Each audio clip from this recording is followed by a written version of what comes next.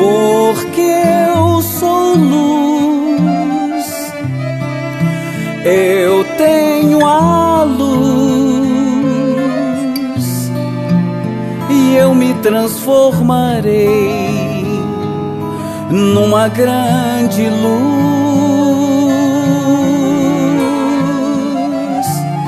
porque eu sou luz,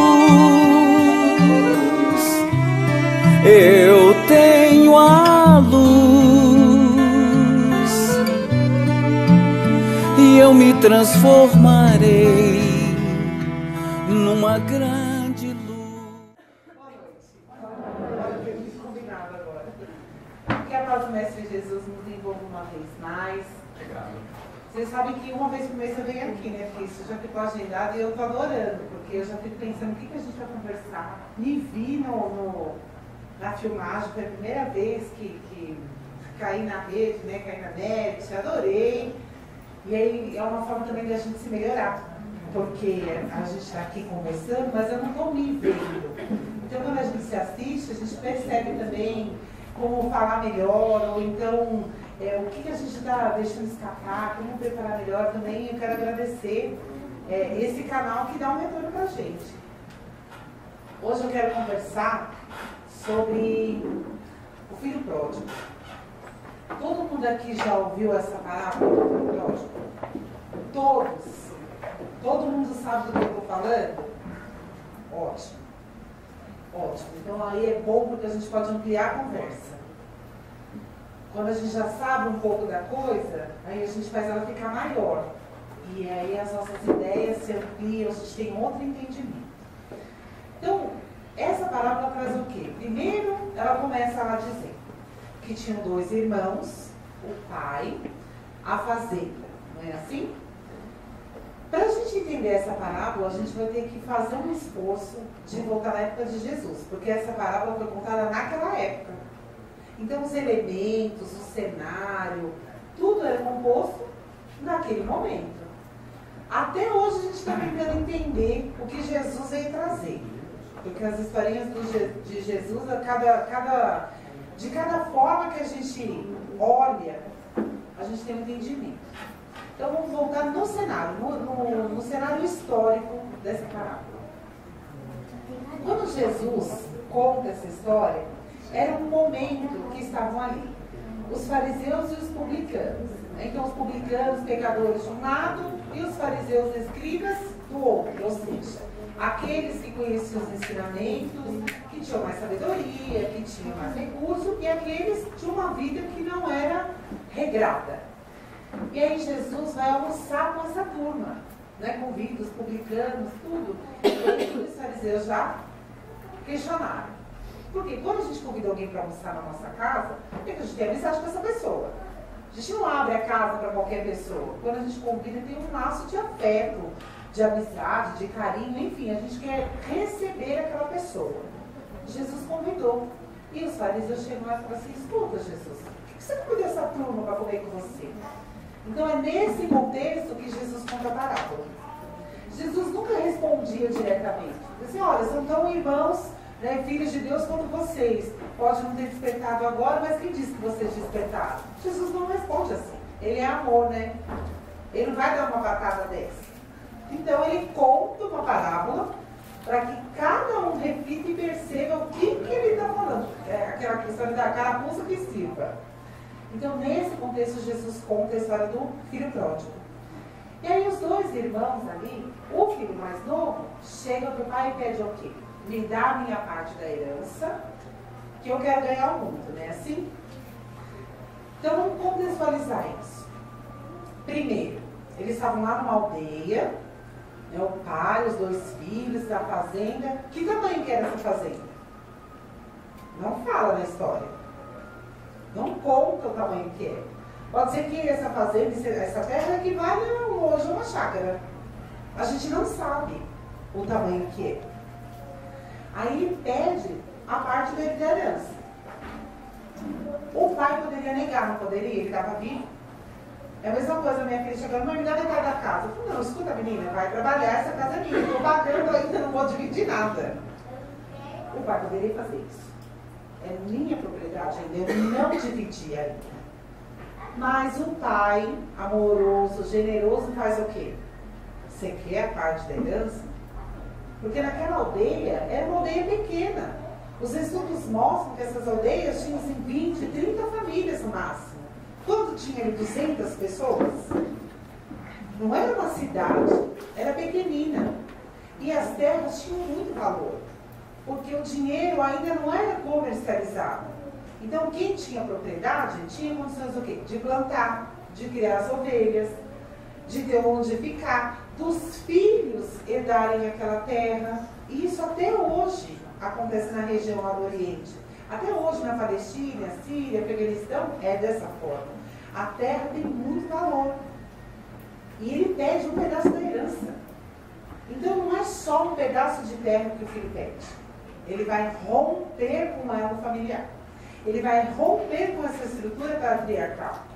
Porque uma vez dividido, alguém da aldeia vai ter mais posses do que aquela família e eles têm condições de se manter, né, de sobreviver a custas do próprio trabalho, do seu plantio, e o território deles ficou menor. Mas o pai não opõe, ele divide, e divide pelos dois filhos. Ele antecipa esse testamento. O filho mais velho tem direito a 2/3 da herança. Então veja, o filho que ficou recebeu 2 vezes a parte.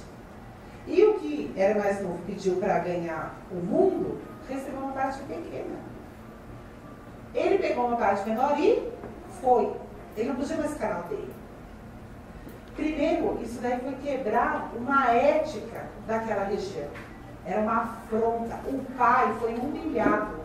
Quando um filho faz isso, ele é ultrajado no valor familiar. Então ele rompe não só com o pai, ele rompe com a aldeia. Porque o pai é a figura do ancião. Né? Um movimento patriarcal. Então é o pai ali que ditava as regras. E aquele pai me dá a minha parte. O pai cede. Então a aldeia repele aquele ser. Ele não poderia ficar na aldeia. Então você pega a sua parte e se manda. Aqui você não ficar. Corria o risco de ser apedrejado. Até hoje, para vender uma propriedade naquela região, é necessário meses de negociação. Quando um filho, mesmo que ele se dê bem, seja um milionário, tenha o que for, e o pai continua vivo, não importa se ele se mantém financeiramente, ele sempre deve respeito a esse pai. Então, se ele vai fazer uma negociação que é pertinente às terras da família, ele tem que pedir a bênção para o pai, para o ancião. O pai pode não entender nada de tecnologia, o filho tem que pegar o helicóptero, ir lá na aldeia e pedir a bênção para o pai. De tão forte que é essa tradição até hoje. O pai cede. O filho tinha que ir embora. Então ele não podia ficar na aldeia. E ele cria uma situação com o irmão também, porque à medida que ele pede a parte dele, ele está dizendo o quê para o irmão? Quando o pai morrer, eu não quero continuar nas terras com você. Está subentendido isso, eu quero minha parte e vou embora. Então eu não quero uma aliança com você. Eu rompo com o pai e com o irmão. Porque eu quero a parte do irmão, eu não vou continuar criando nada aqui com você nesse terreno. Você fica aqui. E ele vai embora da aldeia. E ele vende muito rapidamente essas terras. Por quê? Ele não podia ficar lá.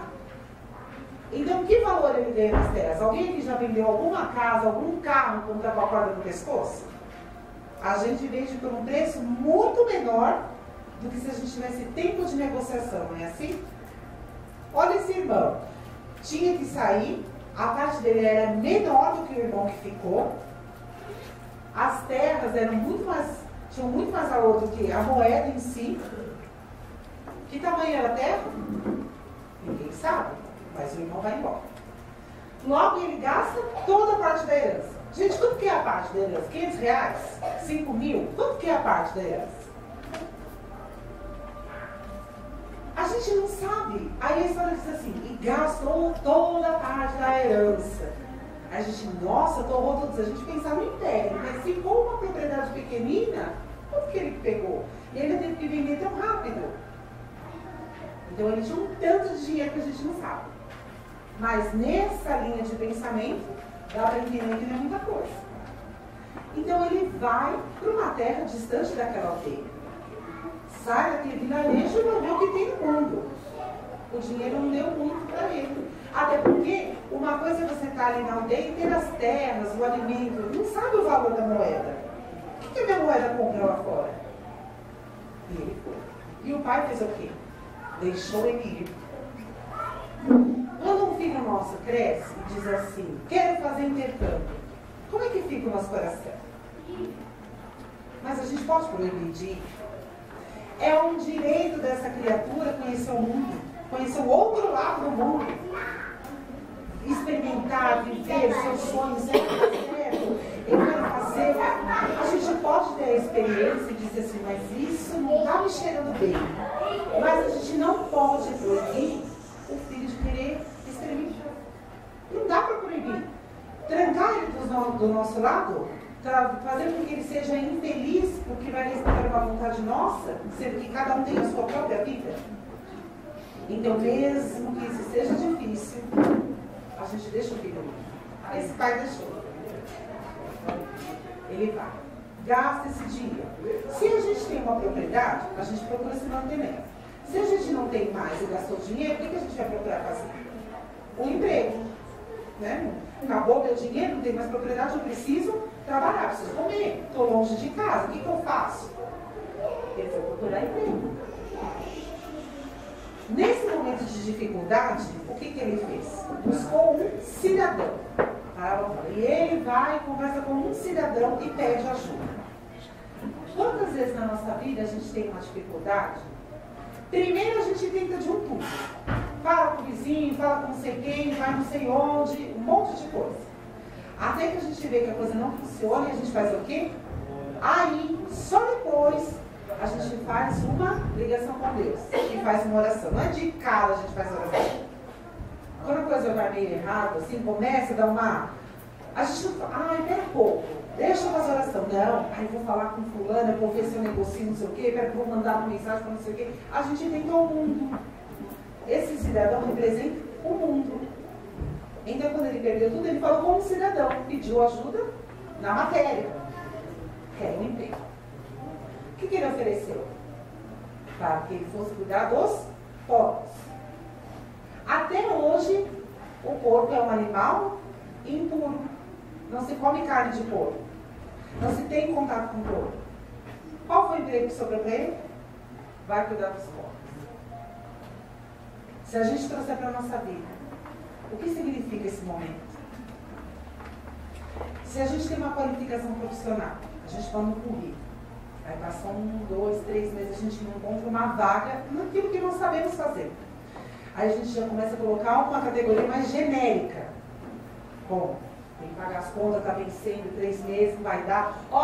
Trabalho na parte administrativa, não posso ajudar em compras, posso ajudar em vendas, não é assim? Aí a coisa não vai dando. E a gente vai o quê?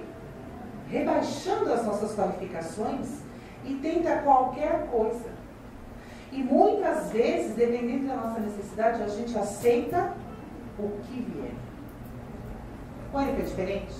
Não. Embora fosse um emprego que ninguém queria, ele estava longe, sem dinheiro, e a região passava por um período de seca, fome. Não tinha abundância nos lares. O que sobrou foi cuidar dos porcos. Então a gente pode trazer uma simbologia de que ele chegou no fim do poço, né? Eu perdi tudo, estou longe de casa, achei que dava, não deu, como é que eu faço? E não é assim, eu volto agora no primeira carona. Tenho que andar bastante para chegar lá, mas eu preciso comer, não conheço ninguém, porque a minha família é lá daquela região, o que eu faço? Aceito. Aceito. E aí o que acontece? Ele passa a se alimentar do que ele alimentava os porcos. Quando ele chega no período de fome, ele fala para o Senhor, né, o patrão lá, estou com fome. Ué, come da comida dos porcos. Era uma vagem seca que aqueles porcos comiam. Porque tem uma aí que era mais assim, nutritiva, que tem até uma passagem de João Batista. Mas no caso dos porcos, como estavam num período de crise, era aquela que não era nutritiva, era só para combinar. e ele dá aquilo lá. Então, coma desse alimento. Então ele chega no fim do poço e desce mais um pouco. Quantas vezes na nossa vida a gente passa por dificuldade de dizer assim, não tem como piorar, não dá mais. E o que acontece? A gente desce mais um degrauzinho que a gente não conseguia imaginar ser possível. E aí quando a dor espreme a gente desse jeito, quando não tem mais para onde sair, aí que a gente lembra de Deus. Só nessa hora que não tem mais para quem pedir, aí a gente lembra de Deus. O que ele faz? Naquele momento ele para e pensa, olha, onde eu estou? Na terra do meu pai, todos nós trabalhadores têm o que comer, têm onde dormir, tem alimento, tem água. O que eu estou fazendo aqui? Eu preciso voltar da casa do meu pai. Ele sabe da complexidade daquele rompimento. Então o que ele faz? Ele, uma estratégia. Ele sente a dor, mas ele põe aquilo pensar. Eu vou até lá e vou pedir perdão. Eu vou dizer, pai, eu errei, eu pequei contra ti. Mas olha, me contrata como um assalariado, deixa eu ser um trabalhador da tua terra, que eu já me dou por contente. Ele elabora um plano. Levanta, reergue o pouco de força que tem e vai a caminho do pai. Quando a gente está numa situação dessa, seja as pessoas que entram numa crise depressiva, a perda de um ente querido, ou um emprego para um chefe de família, que a gente chega num determinado momento, uma doença que a gente fala, não dá mais. Ou a gente morre, ou a gente levanta. Parado a gente não tem mais como ficar. E ele levanta. Estratégia, esse planinho aí, e vai. Quando ele vai a caminho do pai, o que narra a parábola para a gente? O pai ouviu ao longe e vai correndo ao encontro do filho. E dá muitos beijos nesse filho, não é assim? Primeiro, o ancião não corre. O ancião é conhecido pela solenidade, pela lentidão dos passos. Quando ele sai correndo, uma aldeia de 200 pessoas, todo mundo viu, né? O que aconteceu para um ancião correr?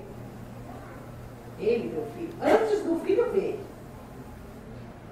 ele beija o filho repetidas vezes. No costume da época, quando havia uma negociação, uma conversa, primeiro tinha que ter alguém, um conciliador, que fosse uma pessoa de confiança de ambas as partes. Conversado, quando eles entravam em acordo, o sinal de que aquela conversa deu certo era um beijo na face. Então, está tudo resolvido e tal. Selava aquele acordo. Quem faz esse papel, no caso de dois irmãos, se eles brigarem, é o pai. No caso do pai com o irmão, é o filho mais velho.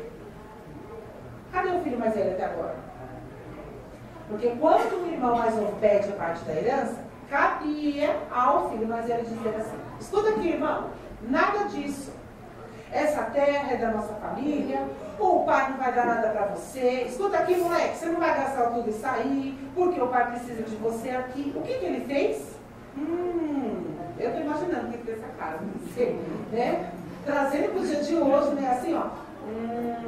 Deixa ele ir, que eu vou ficar aqui. Esse menino aí também, fica essa coisa, deixa ele ir. Omissão. Silêncio ele fez. Quando esse irmão volta, que o pai dá repetidos beijos, o que ele quer dizer para a aldeia? Porque também tinha um acordo com essa aldeia. Ele precisava entrar de novo, né? Então o pai corre e beija, dizendo assim, você está perdoado. Está perdoado desse tamanho, porque foram vários beijos. Homem beijando, vários. Está perdoado 70 vezes 7. Beija aquele filho e traz o filho. Até então o filho não conseguiu falar ainda o planinho dele. Tinha uma frase, lembra? Pai, pequei contra ti, deixa o seu... Não conseguiu falar ainda. Porque o pai encheu ele de amor. Quando ele chega lá, ele pede para um dos seus servos. Traga a roupa de festa. Tinha uma roupa de festa, né? Os anfitriões, os donos da posse, tinha uma roupa. Traga a roupa. Por quê? porque afinal de contas ele estava como um andarilho, um cuidador de porcos. Então ele pede para trazer essa roupa, o anel e a sandália, para vestir o filho como um dos seus da propriedade. Ele não era um servo, porque os servos andam descalços. Traz a sandália do meu filho. Então ele veste o filho, ele dá o anel, que é um título da família, né? Uma referência da família, e as sandálias. E a sandália tem a conotação também de uma vida nova, de um novo caminhar. Então, nesses objetos, ele já diz: está perdoado, eu já te busquei. A aldeia não tem mais como pedrejar. Se o patriarca diz que está tudo ok, quem vai falar alguma coisa? Se o pai perdoou, quem vai falar? Que vizinho vai falar? Mas escuta. Então, mas eu estou feliz, ele voltou. Não tinha mais o que a aldeia fazer. Ele veste o filho e diz o quê? Pegue aquele novilho cevado e põe para assar. Numa aldeia de 200 pessoas, se a gente pega um novilho cevado, todo mundo come, não é? Lembrando que não tinha geladeira. Então, se eu quero comer eu e mais você, tem que matar uma galinha. Ah, mas eu quero chamar uns 2, 3 que eu gosto, um cabrito. Mas se eu mando matar um novilho, quero dizer assim: hoje vai ter festa na minha casa e todos estão convidados. Vejam que cada ação que esse pai fala tem uma conotação, tem um entendimento. Então vamos assar um novilho, ou seja, vamos matar aquele novilho, porque todos vão comer hoje na minha casa, celebrando a volta do meu filho. É um elo também de amizade, de reconciliação com o povoado. Porque esse meu filho voltou, a terra é dele. Então eu tenho que estar reconciliado com aqueles que trabalham conosco, que vivem conosco. Então ele vai dar uma festa. Nesse meio tempo, o irmão mais velho estava trabalhando. Aí já havia música no ar, imaginemos o cheirinho do boi assando. Ele chega, escuta, para um dos servos do pai: o que está acontecendo? O que é isso? Essa música, essa festa, esse novilho? Ah, você não sabe? O teu irmão voltou. Ele vai lá. Já chega no pai, né? O que está acontecendo? E o pai diz: vá, meu filho, se vestir. Ou seja, hoje é uma festa, os anfitriões têm uma roupa de festa. Vá se arrumar, porque hoje a nossa casa vai ficar cheia. O que o irmão fala? Não vou. Ele fez a mesma afronta. Ele desrespeitou o pai na frente de todos. Aquele não vou me vestir significa: não quero participar dessa festa. Eu não estou de acordo. Eu não vou fazer isso daí que você está me falando. É lavar a roupa suja na frente de todos. Aí o pai falou: mas eu não estou entendendo você. Olha, pai, eu não estou entendendo. E o que o filho fala? Eu sempre estive aqui com você. Você nunca matou nem um cabritinho para comer com meus amigos? Agora o outro foi, gastou tudo, volta e você mata um boi? O pai não estava entendendo, porque o pai estava em outra situação. Ele era com um coração repleto de amor, de felicidade. Afinal de contas, um filho que ele não sabia, não tinha o WhatsApp para dar uma notícia para o filho.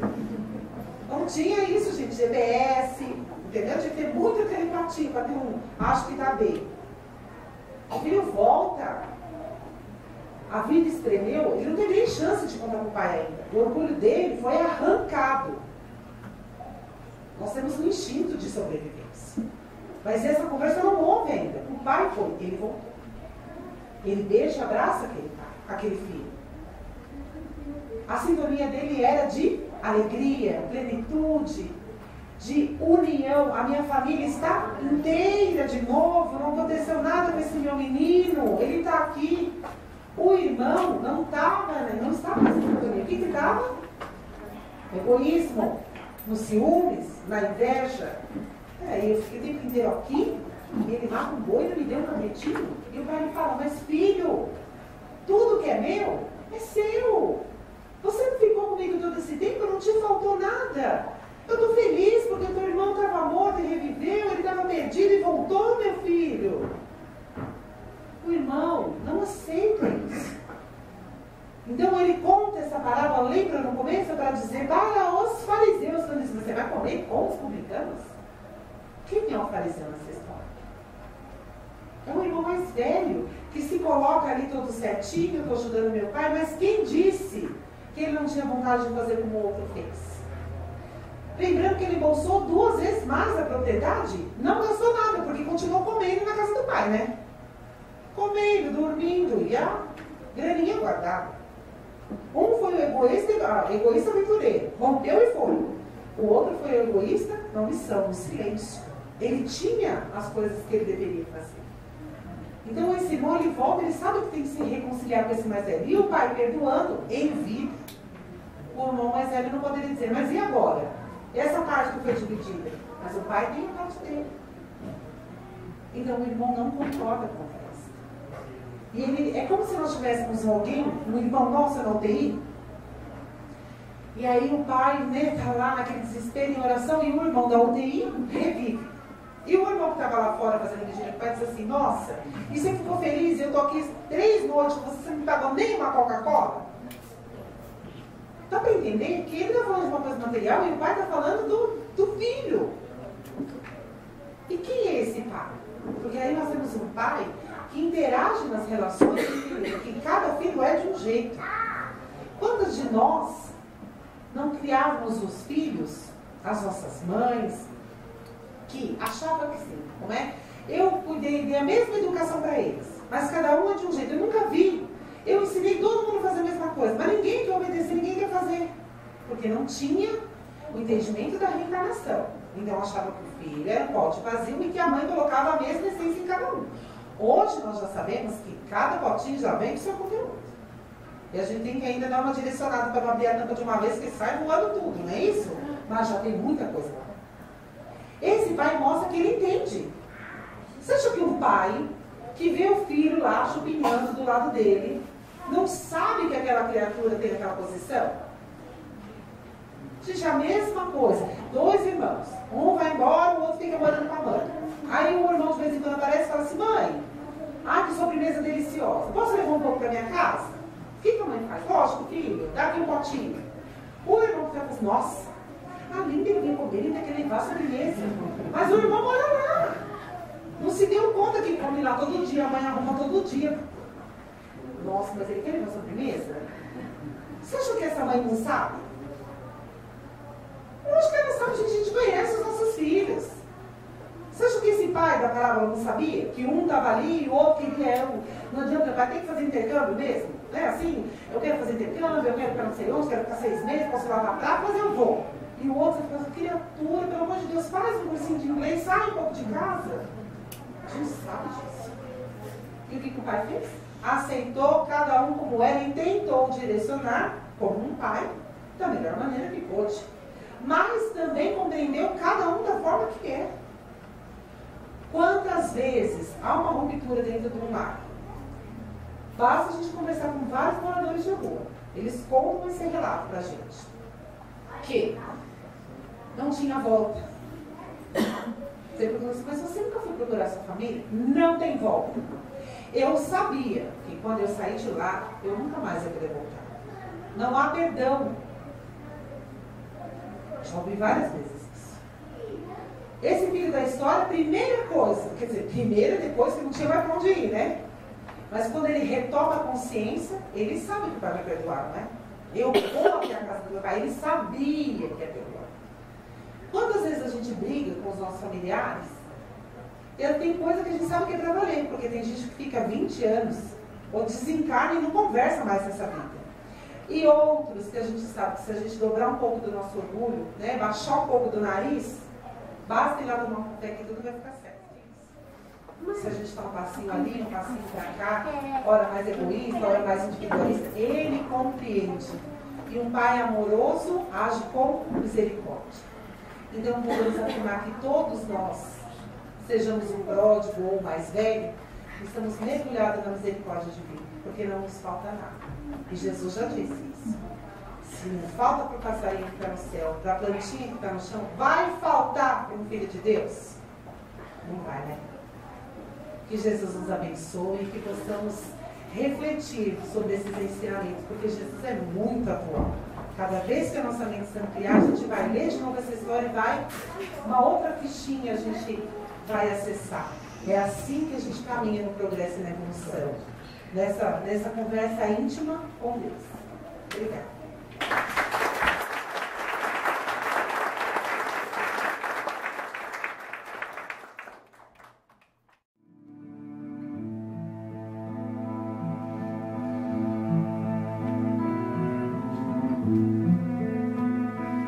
Meu coração está de portas abertas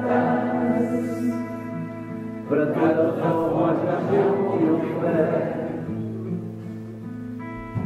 que a verdadeira unidade habite em mim.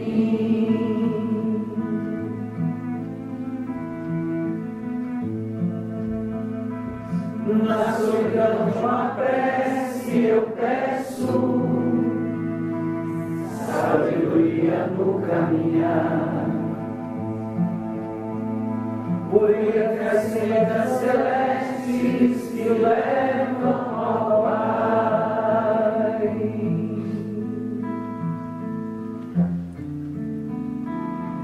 Anjos divinos me ensinem a ser forte,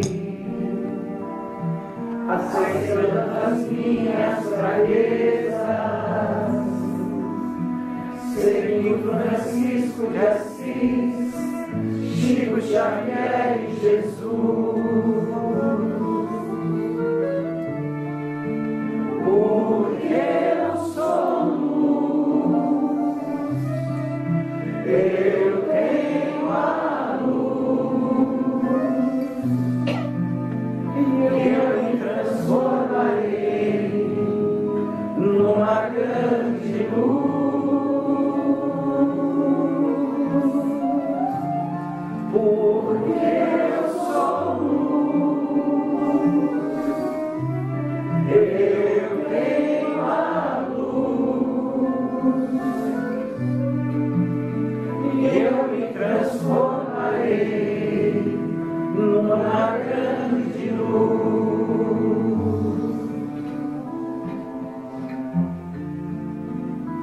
Anjos divinos me ensinem a ser forte, aceitando as minhas fraquezas,